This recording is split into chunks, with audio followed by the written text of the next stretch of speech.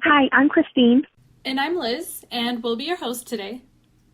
We're both anthropology students at Illinois State University. Welcome to the show.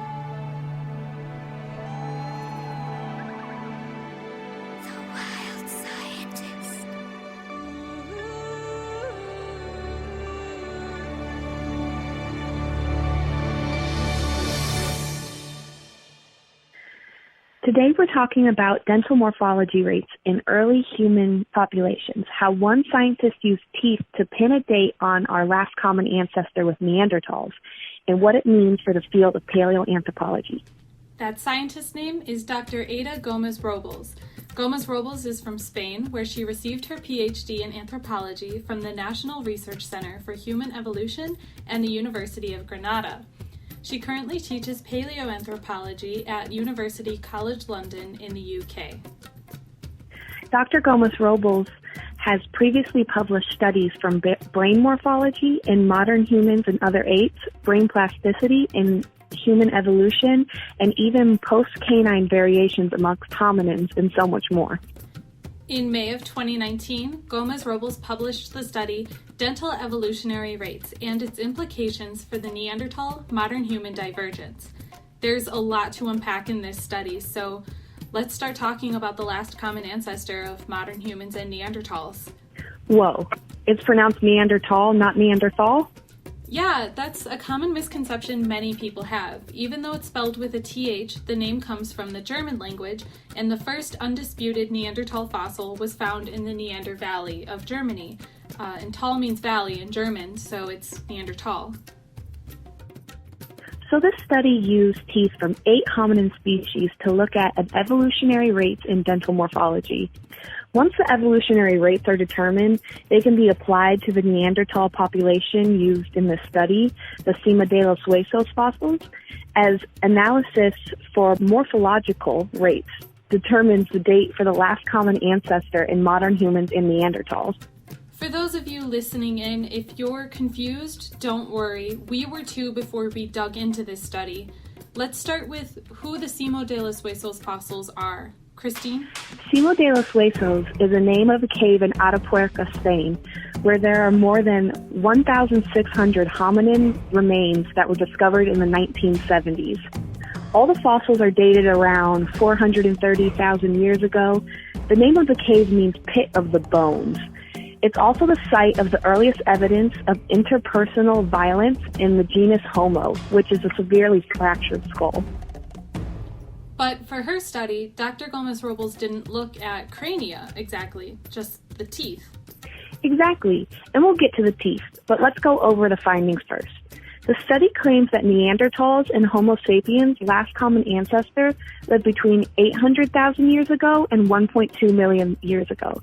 Liz, do you want to explain why that range is important? Absolutely. For many years, the general consensus was that Neanderthals split from the lineage that led to Homo sapiens around 450,000 years ago, and that was based on DNA evidence.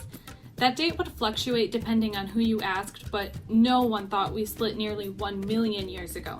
The absolute latest date from the previous estimates were around 800,000 years ago, but that's still at the early end of this new range. This study proposes our lineage is split more than 500,000 years before all the DNA estimates we had. Still, it's amazing that we have a new date for our last common ancestor, and even more amazing that the date came from teeth. But I'm still confused on why the study used teeth when DNA would be a better indicator for our relationship, right? Not exactly. The thing about DNA is that it can only be used to determine our relationship to sets of remains that we already have. And the thing about our last common ancestor is that it's a missing link. Previous studies have used DNA to estimate when Neanderthals and modern humans split based on supposed mutation rates in our genomes, but mutation rates are not something we know a lot about, and they're highly debated. Even a small variation in the parameters of a study using DNA can result in extremely different age estimates. And we have to consider that Homo sapiens and Neanderthals began interbreeding only 50,000 years ago, so our shared DNA wouldn't be a great indicator of the beginnings of either species. Teeth, however, have a consistent morphological signature, and they change at a more measurable rate than DNA. Okay, why were teeth analyzed in the study instead of a different part of the skeleton? Other bones are more malleable, a quality anthropologists call plasticity, so they're subject to changes and remodeling over the course of your life, which are due to diet, activity, your environment, and a number of other factors.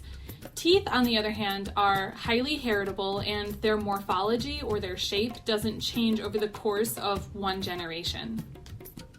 Oh, okay. So in other words, the skeleton can tell you about one individual's life, but teeth can tell you about entire species?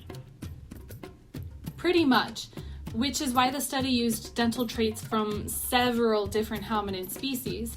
It gives us a clearer picture of how rapid or slow hominin teeth evolve in general. Like we said earlier, the teeth used in this study came from 8 species. So we know the dental morphology for modern humans, and we know the morphology for the Sima de los Huesos. Once Dr. Gomez-Robles determined the rate of dental evolution and entered the information into the computer program, she was provided with hundreds of possibilities. And she weaned most of them out using logical reasoning. So we'll just go over 3 of them. The first option is that the Sima de los Huesos population split from modern humans 500,000 years ago. Remember, this is the previous estimate we had with DNA. But that time range only gives them 70,000 years for their dental morphology to evolve enough that it would be distinctive from modern humans. And that's extremely rapid and unlikely, since no other hominin population has evolved that fast. So that option's out. The second option is that the Sima de los Huesos population split from modern humans 900,000 years ago. This gives 500,000 years for dental evolution to occur, and this is closer to the rate for other hominins. But the third possibility works just as well, which is the Sima de los Huesos splitting from our lineage 1.28 million years ago, giving the population 850,000 years to evolve. Since both the second and third possibilities are equally as likely, it creates a range we're currently using for our last common ancestor. So what is it about our teeth that Dr. Gomez-Robles could look at as an indicator of evolution? Dental variation in hominins can describe what is called landmarks. Landmarks are depths and grooves in the surface of molars or sharpness in the cusps. These are homogeneous features, so there won't be much variation within a single population. Only if a population was in stasis at the time. Some populations evolve faster than others. One drawback of this study, and really all paleoanthropology studies, is that each species contributes a different amount of samples. For example, we know a lot about Homo sapien teeth, but less about teeth from Australopithecus sediba or Homo habilis, since most fossil specimens are missing teeth, and the limited amount of teeth we do have probably won't be indicative of an entire population, but we just won't know these things until we find more fossils. In this study, Australopithecus africanus was represented by only one tooth. And there are models and methods to balance data from 2 groups which have different sample sizes. It's not the same thing of having a large sample size from each population, but we have to take this into account when looking at the study, because Dr. Gomez-Robles is proposing a drastic change in what we thought we knew was our last common ancestors. Are you saying Dr. Gomez-Robles is wrong? Not at all. I'm not doubting that she took all the drawbacks into account with her data. But one thing every paleoanthropology student knows is that the fossil record is limited and knowledge is changing all the time in the field.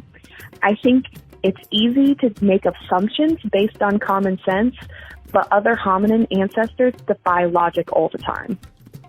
They really do, and we could talk about our other evolutionary relatives for days, but we don't have that much time. We spent all our time that we have talking about dental morphology.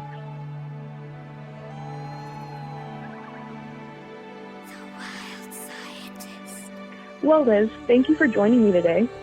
Yeah, thank you for unwrapping this complex topic with me, and thanks to our listeners.